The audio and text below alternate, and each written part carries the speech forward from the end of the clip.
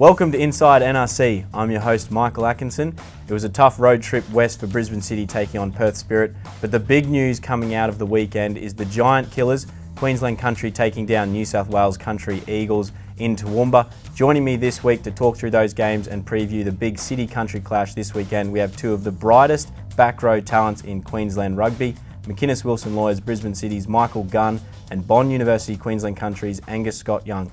Boys, welcome to the couch.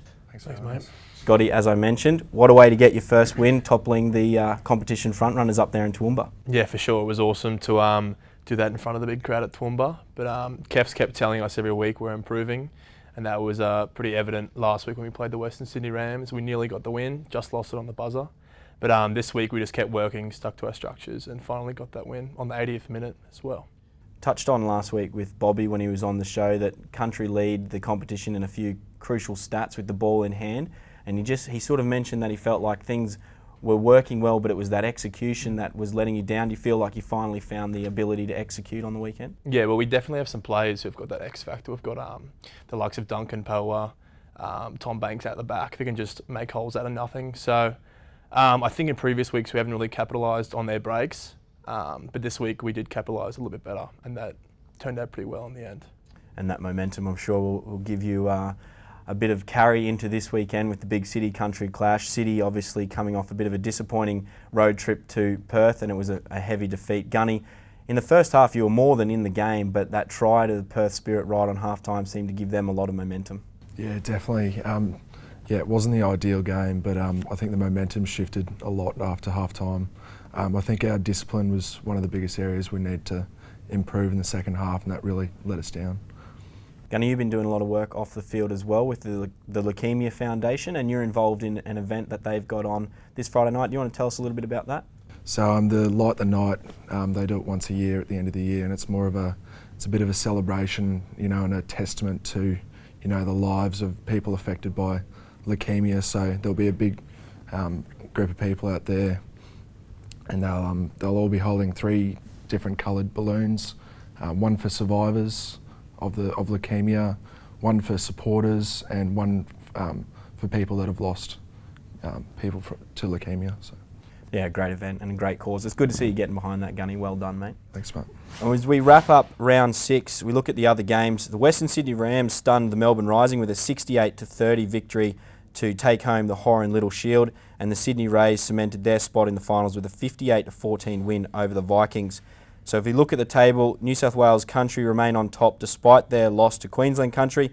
Perth, Melbourne and Canberra all battling for the last 2 spots, and the Western Sydney Rams, surprisingly, they can also sneak into the finals if results go their way. But the big game this weekend, anyone in Queensland really cares about, is City versus Country here at Ballymore. We'll preview that game shortly. Before we do that, let's test the boys' knowledge. We'll pit City versus Country with the weekly segment of Fast 5. So as we look at the scoreboard, we can see that Queensland Country hold a pretty significant lead. It's 5-1 in the series. So Gunny, absolutely no pressure on you at all. None. But Scotty, you've obviously got a reputation to uphold here. Yeah, of course, mate. Let's get into it. First question, the Western Bulldogs won the AFL Premiership on Saturday. How many years had it been since their last flag? 62. Great start for City. Gunny's on the board. Second question. Which celebrity was robbed at gunpoint? Kim Kardashian. Kim Kardashian was robbed at gunpoint by 4 men dressed as police officers in Paris over the weekend. Well done, Scotty. I was going to go the swimmer in Rio. We are pleased to report that no one was hurt. Kim and Kanye, big fans of the show, so keep watching. Third question.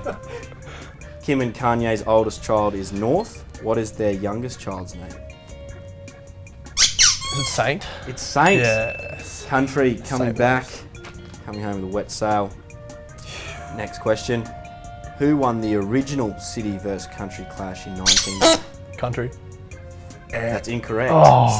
City. 16-15. So that 2-1 lead is gone. Scotty got a little bit excited there. Yeah. This is crucial. This is going to decide it. What was the score in the first City versus Country clash in 1902? 16-15. It was. You've read that one, haven't you? Yeah. Gunny has done his research this week. He knows everything there is to know about City versus Country, and City get a much-needed win, which I'm sure will boost the confidence of the City boys going into the weekend. Well done, Gunny. No worries. So Brisbane City have claimed the win in this week's Fast Five, but all the attention will move to Sunday here at Ballymore when the two teams run out to compete for the Andy Purcell Cup. Gentlemen, in the 2 years previously in NRC history, these games have been really big clashes. It's mate versus mate. How do you guys feel, Gunny, when you go into this game playing against Queensland Country?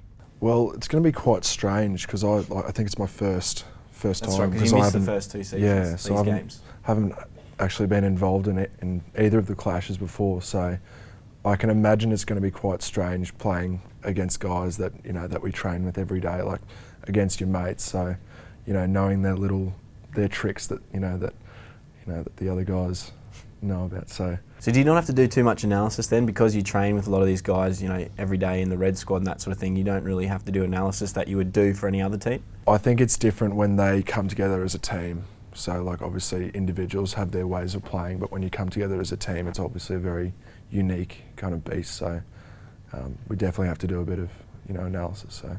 And Scotty, you guys have got some wind in your sails, obviously, after that big win on the weekend. And this is the first season where City and Country have been in similar positions on the ladder. Do you feel like this is a good opportunity for Country to get their first, get their hands on the Andy Purcell Cup for the first time? Yeah, for sure.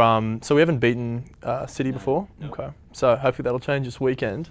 But yeah, it'll be good to play the boys. We've been looking at them throughout the season and just kind of comparing here and there their players and how they've been going. And it'll just be good to play against a few mates from the other team as well. So as I said, that game is here at Ballymore on Sunday afternoon. It kicks off at 2 p.m. You can get your tickets and corporate hospitality packages from redsrugby.com.au. It's free entry for kids, and it's also Pacifica Day, celebrating the Pacific Island influence on our game. So make sure you get down to Ballymore on Sunday. It'll be a cracking afternoon of rugby, and we'll see who takes out the Purcell Cup this week. Gentlemen, thank you very much for joining me with Inside NRC this week, and all the best in the big clash on Sunday. cheers. Thanks for having us. And to the fans, thanks again for tuning in. Kim and Kanye, keep watching the show. We love having your support. And we'll be back next week for the final episode of Inside NRC.